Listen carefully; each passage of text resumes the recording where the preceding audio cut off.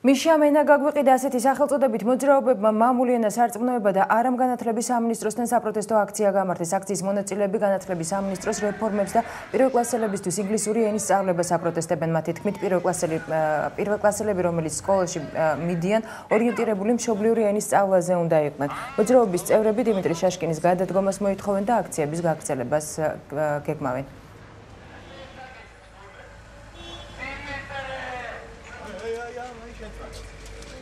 ჩვენ ვაპროტესტებთ მოძრაობა მამული ენას არწმუნება და მოძრაობა არაერთობლივად იმ გადაგვარებულ რეფორმებს, რასაც ატარებს ბატონი დიმიტრი შაშკინი. ეს ეხება ქართულ ენას.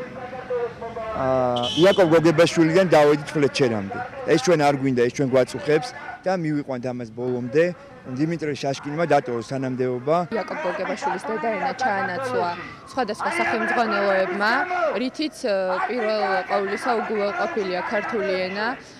სახელმძღვანელოებს, რომლითაც დღეს პირველი კლასის მოსწავლეები სწავლობენ, აღარ აწერია იაკობ გოგებაშვილის დედაენა და აწერია მხოლოდ იაკობ გოგებაშვილის დედაენის მიხედვით, რითაც პირველ რიგში ხდება ამ ადამიანის დაკნინება.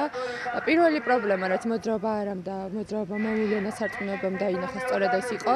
თუმცა ამას მოჰყვა შემდეგ უკვე კიდევ უარესი ქართული ენის ჩარევცება ინგლისური ენით.